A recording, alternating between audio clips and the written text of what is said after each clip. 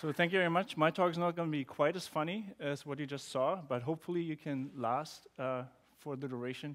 I'm going to be talking about the V8 API. We're going to take a deep dive. We're going to start at the top, dive all the way down. I'm Thorsten Lorenz. I work for NodeSource. I get to work from wherever I want to. So here I'm working from the High Peak in Arizona. I actually really do work in my head while I'm like hiking. Here I didn't think quite as much because it was pretty windy. But in general, that's where my ideas come from. And I get to really dabble with like the lower level stuff in Node and V8, and it's a lot of fun. And this is kind of where a lot of this information that I'm going to give you is coming from. Right, so what we're going to do is we're going to look at how certain tools use the V8 API. Some of them you might even be using yourself. And we're going to dive all the way down into the internals of V8. I'm going to then show you how you can actually understand how some of these APIs work, how we can work with V8, how we run tests of V8, and then I'm going to show you I think 2 or 3 demos that show you cool stuff you can do once you know how to do this, right? The idea is that I cannot really give you all the information about the V8 API. So this talk is more like to inspire you to kind of dig in there, to give you the information, to give you starting points of how you would go. So who uses Node Inspector in their daily workflow? OK, so Node Inspector, right, is like this GUI front end to allow you to debug like your Node applications. And most of you probably just use it as a debugger. It's actually supposed to also work as a profiler, and you're supposed to be able to take memory heap snapshots with it. And sometimes it works, and sometimes it doesn't. And we'll understand why later, because the V8 API that it's using keeps changing, and so it's really hard to keep it working across all Node versions. However, the Node Inspector under the hood is actually using V8 Profiler. So here this is a module that's kind of part of the Node Inspector GitHub group. And it basically is there to talk to the V8 API under the hood. So when you make a request from Node Inspector, for instance, to start profiling, it will actually send a message to the process, and V8 Profiler will then actually do the work and basically use the V8 API under the hood. And so here we got the V8 API. So now it's a little bit confusing. This is called V8 Profiler, and this is also called V8 Profiler. So we got the V8 Profiler module, and then in this case we have the V8 Profiler header file, which is part of V8. So that's basically what's exposing a bunch of methods on an API to anyone who's embedding V8. So what's an embedder of V8? Well, Chrome embeds V8, right? It's a JavaScript engine in Chrome. Node is also an embedder in V8, right? So we can use Node itself, or we can use add-ons to use that V8 API to do certain things that we needed to be doing.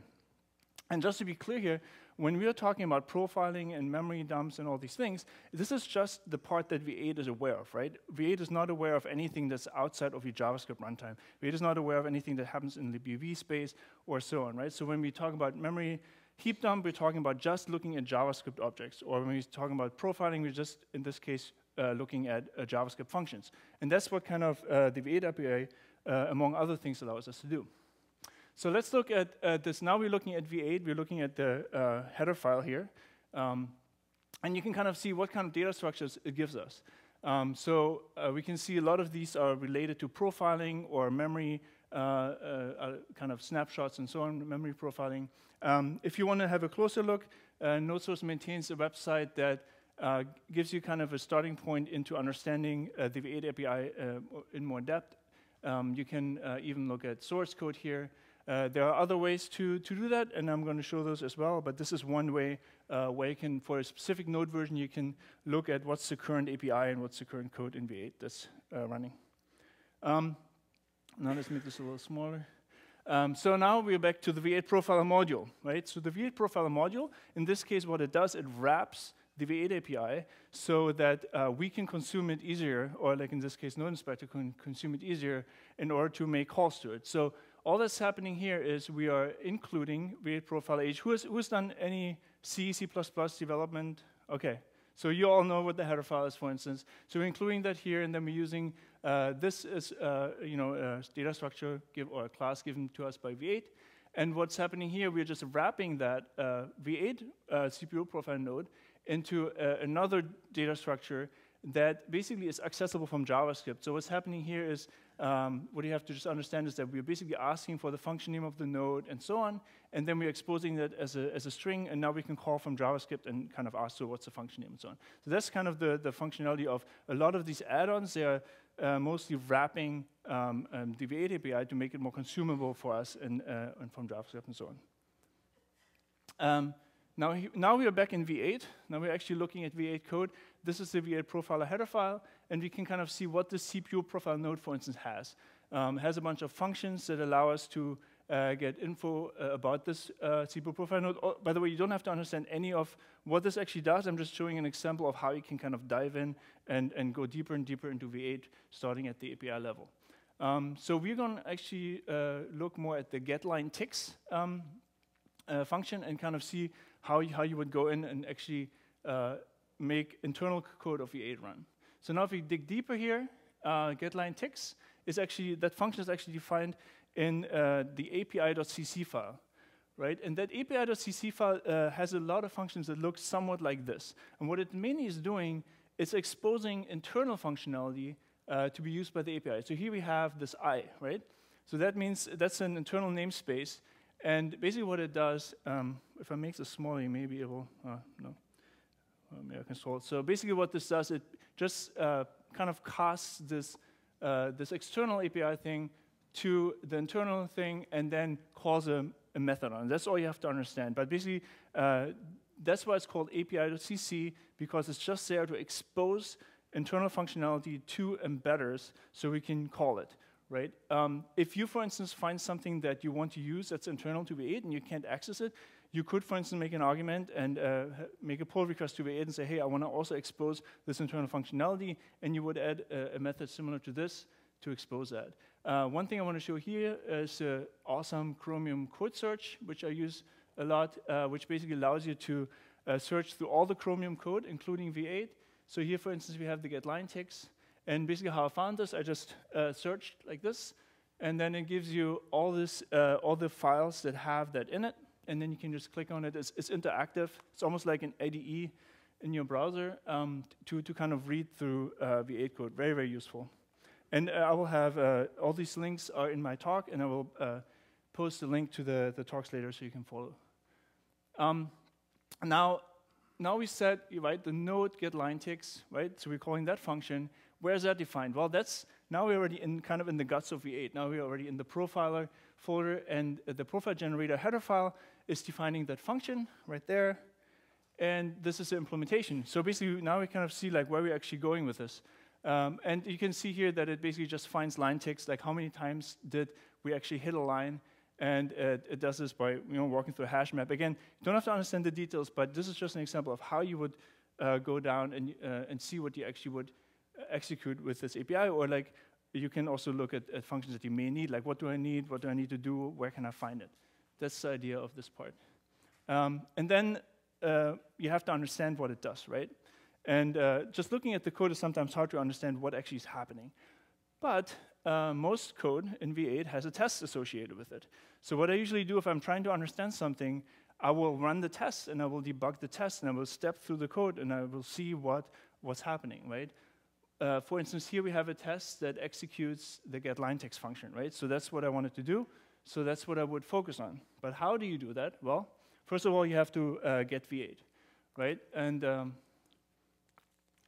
in order to do that, the official way is you clone the depot tools that are provided by V8, by the Chrome team, and then you export that in your path, and then you have a fetch command, and you just say fetch V8, and down comes the latest version of V8.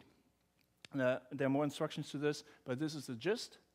And then the main part here that is important, you go into your V8 directory, and you have an Xcode project. So who has used Xcode before? Okay, who thinks it's pretty awesome for debugging C++ and stuff like that? It is awesome. Okay, it is a pretty awesome IDE that comes for free. You gotta appreciate that. But I think for reading code, for understanding code, for debugging the code, it's actually pretty awesome.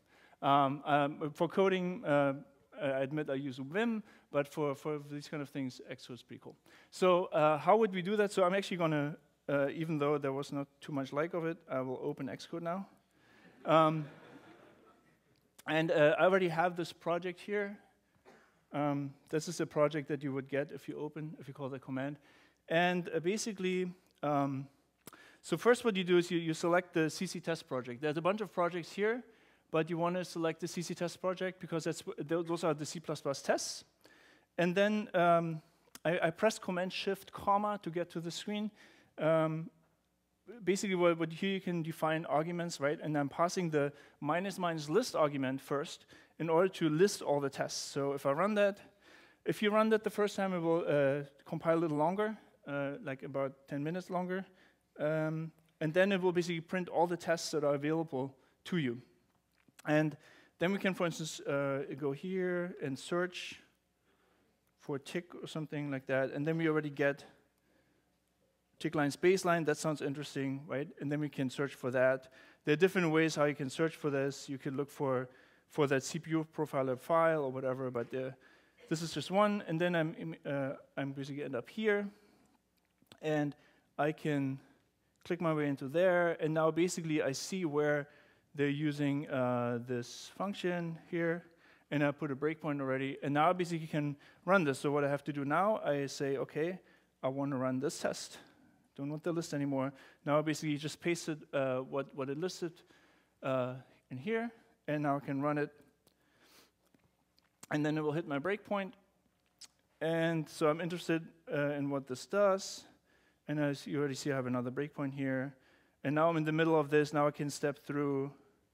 And this is what I actually do to understand how this works. If this is something that's useful to me or how I would use it, what kind of information can I get from it? So this is a way really, really powerful to get an idea of V8 under the hood. Right? So we're going to get out of here. I included all these steps in the slides just for review. So you just do that and then happy debugging. And it's actually really, really useful. And you can get a really good idea of what's going on in there. So another example now. So this is the part where I'm going to try to inspire you, right? So one of the things we can do that you didn't think you could do. Who has ever had a buffer memory leak, like a memory leak with buffers? Right? And then when you looked at the heap dump, could you see what's in the buffers? Yes? No, you couldn't. It's not part of the heap dump, right? So, but you can. So basically, when you do a heap dump with Node 4, you actually don't see a buffer anymore. You see a U and 8 array. The buffers are now represented in V8 as U and 8 arrays. By the way, I hope everyone knows what a node buffer is. Yes, it's just basically this object that contains a bunch of data, right? In this case, it's represented as U and 8 array, and we don't know what's in there. But what if, like, from the snapshot, you can actually say, give me that buffer, get me that from the heap somehow, and then, oh my, we could actually look into the buffer, right? Once we have the actual object that was in that snapshot, we could look what's in there. Well, V8 is actually able to do that. This is a method that's exposed here via the V8 profiler. So you can say, hey, I have this snapshot ID, and give me the actual object from the heap that is represented in the snapshot, right? So now the snapshot is basically just a JSON file like this, kind of, right? When you take a heap snapshot, that's what this actually is. And basically, when you take a snapshot, the snapshot kind of still is there. It doesn't go away until you delete it. And so then there's still a mapping to, hey, this object was in the snapshot, or this ID was in the snapshot, and it's actually referring to this object over here in the heap, right? Unfortunately, the snapshot has like a gazillion of those node IDs here, or nodes, and I've removed about 99% of them, and it's still this much. So you can't really do this. You can't really just say, hey, go through each of the nodes and I get them all from the heap and look if it's a buffer or not. You can't do that. It's just too slow. So, but we can use the V8 API to help us because the snapshot actually has a bunch of methods that will help. So here we have a heap snapshot. And this is basically some method that I added to my fork of V8 profiler. Hopefully, I'll stream that up at some point. So basically, we have a heap snapshot, which is like the V8 heap snapshot, right, which is exposed to us by the V8 API. And then basically what I'm doing here is I'm just looping through all the nodes that are in the snapshot. I can say, hey, what's the maximum ID? Go all the way up to there, and then for each of them, get the name, right? I'm getting the name of that node, and then I compare it to the name that I'm interested in. And if it's one of that name, I will then call back with that node. And that's a very common pattern if you're doing kind of V8 API stuff. Like, you don't really aggregate all the data necessarily. You're using something that's called a visitor pattern, where you actually just call back with each thing that you find that's matching what you're interested in. You call back a function that is passed to you. So this is how you would use this from JavaScript. So here's my function, request nodes by name. I'm interested in your int8 array. And then every time you find one, call me back in this function here. And then I'm basically aggregating things on the JavaScript side. And then I have a list of all my buffers that are in my snapshot. So now we have demo time. So over here, I already prepared all this. All this is online. I'm going to paste links in the resources. So if you're interested in the code, you can have a look. And you can see that I'm running this with Node 4 because it doesn't 100% work with Node 6 because something already changed. Let me actually make this look a little nicer. So here we go. So what I can do is I can, first of all, let me make sure I don't have any buffers anymore. I'm going to remove everything that's EmpireJS. All right. So, and now I can say, okay, I'll take a snapshot. This also using the V8 Profile API to just take a heap snapshot. And then I produce buffers. I take another snapshot, produce more buffers, and take another snapshot, right? So now I can load these into DevTools, right? So here I have my snapshots that I just created. Load them in.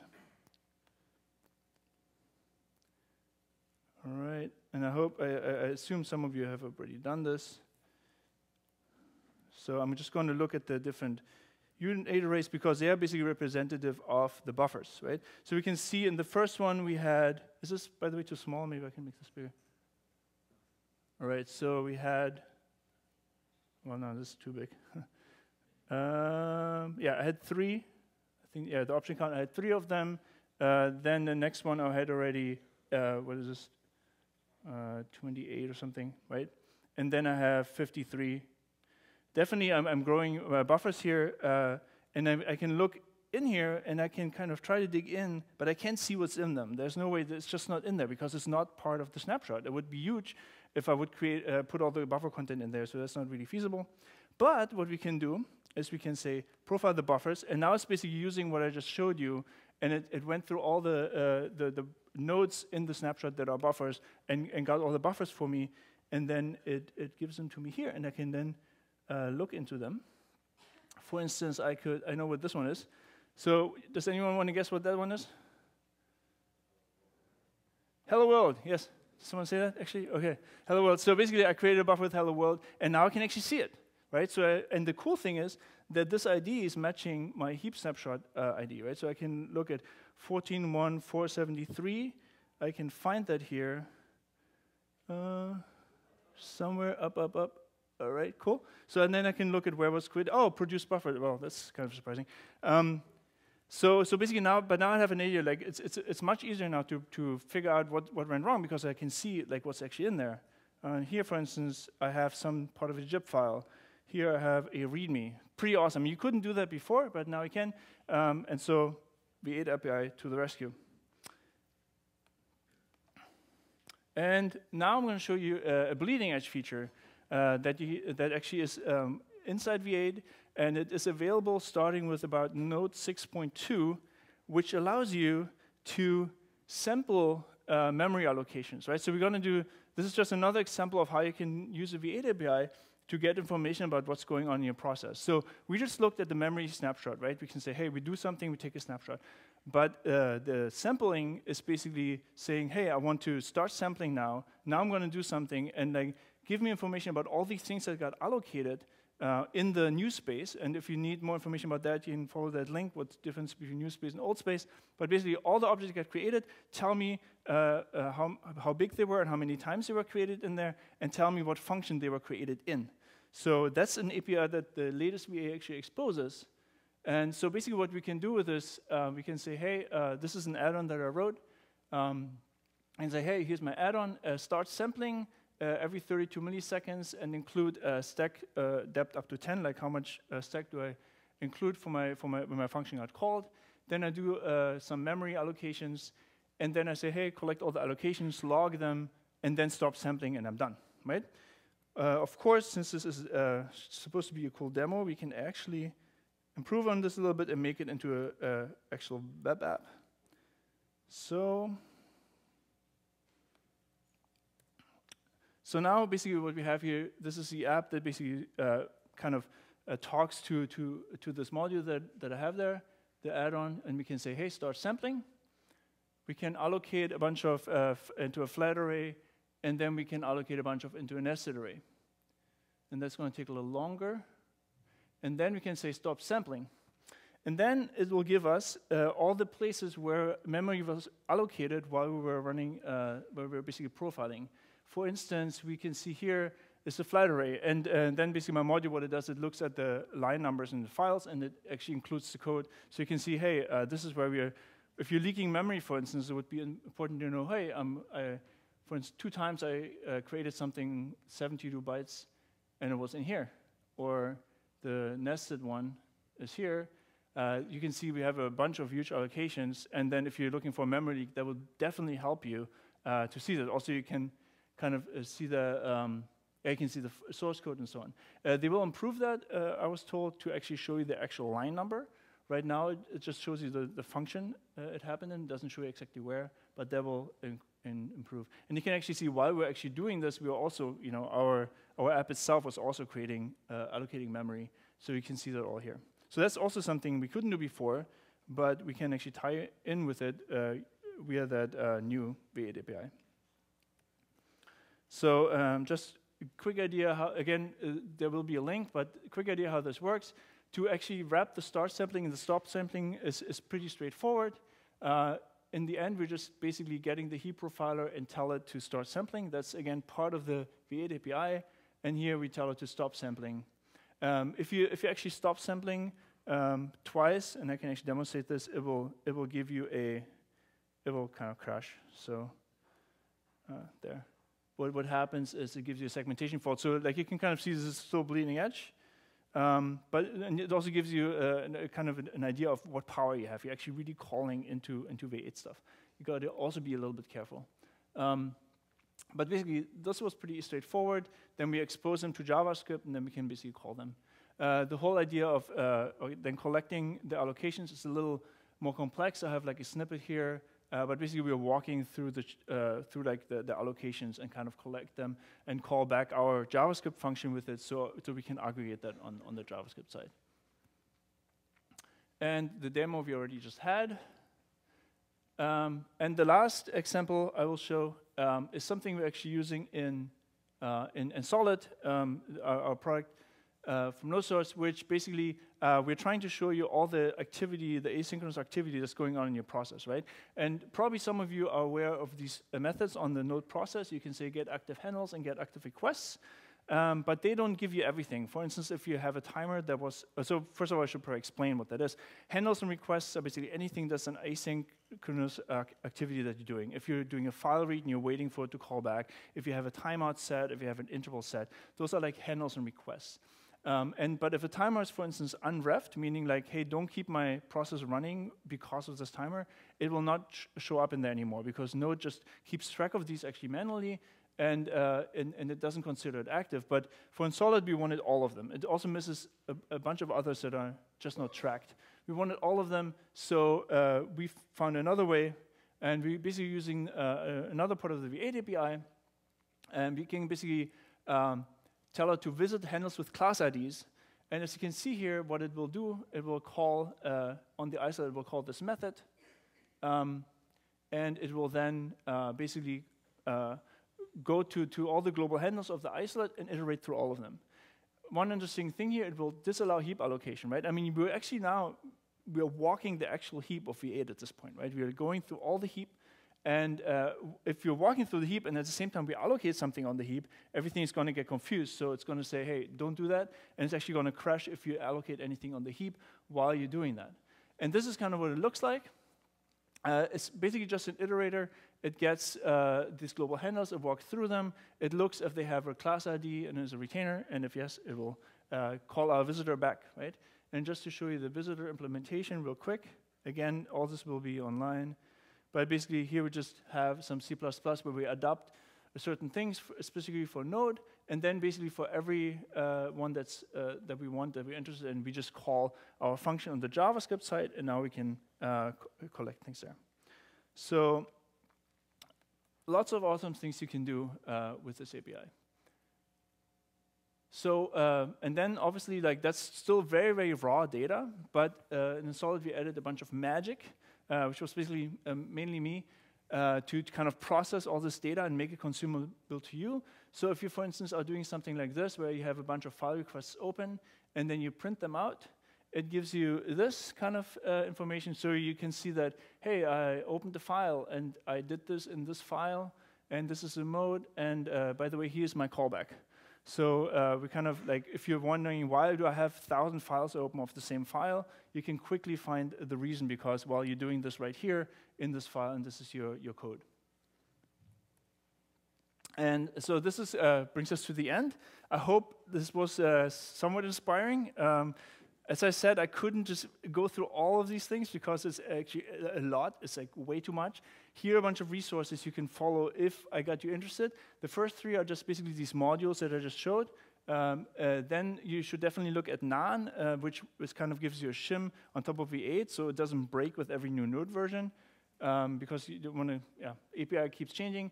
LLNode is a super interesting project by Fyodor Indatny, which is an LLB plugin where you can kind of debug your Node application from the C++ or C level, but you can deserialize JavaScript objects and look at what's in them. Really, really awesome to look at. The code is really interesting. And then there's a pull request pending currently to add the kind of what Node Inspector does, adding that directly to Node, but in the more proper way. Looking at that code is definitely also very interesting. And that is all. Thank you.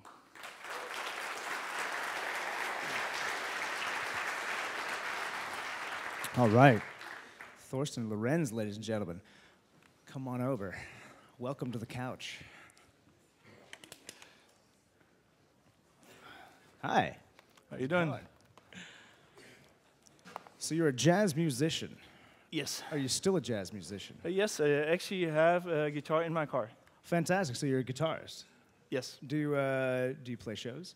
Do I play what? Do you play shows? Do you? I used to play shows. I'm not playing shows anymore. I play for the birds at the campsite. All right, right on. Are you local? Are you from here? Do you work in New York City? I used to be from here. Now I'm Texan. Texan. German Texan. All right, German Texan. Any other German Texans in the house tonight? Right. Very cool. As a jazz musician, do you think that relates directly to JavaScript? Do you think like the transition into JavaScript is like jazz? Yeah, I mean the first two letters are the same. That's right. It's basically right there. And definitely, like you need to be, especially with what I'm doing, you need to like get really deep in there, have a lot of patience, work with like a little bit for like a long time. This is kind of the same thing as practicing the same lick over and over. Yeah. And at the same time, you need to have an overview of what you're trying to do, which is kind of like you trying to see like where you're trying to go with what you're practicing. So there's definitely a relationship, and the mathematics, obviously. Yeah. And do you feel like it gets fuzzy sometimes? Like hard to interpret. Do you see other languages as different styles of music? As I was thinking about JavaScript and jazz, I'm like, PHP might be country, or C++ might be folk, or Scala might be metal. I don't know. Yeah, I could see that. Like, I guess like if you have to have heavy metal where they're just like grunting, you don't know what they're saying. Yeah. It's kind of like APL, I guess. Yeah, there you go. So, very much. I don't know if you're playing very cleanly and you don't have any side effects. That's like Haskell. So hey, right? So we can keep this metaphor going all day. Yeah, for sure. So, how did you get from sort of like jazz to coding, or did you like sort of start at the same time, or did one lead to the other? Well, I hurt my wrist. As a guitarist, and so you were like, well, I can't play guitar anymore. Right, and then I started playing poker. Okay. And then online poker, and then I didn't like the software that was giving me an advantage, so I wanted more advantage, and then I started writing the software to give me more advantage. Wow, that's quite a journey, actually. Yeah. Oh, I like that. So, So you're a guitarist, you couldn't play guitar, you're like, I like poker. I don't like how this poker's being played, I'm gonna rewrite poker. That's fantastic, I love it. Well, thank you so much. Thorsten Lorenz, everybody. Thanks a lot.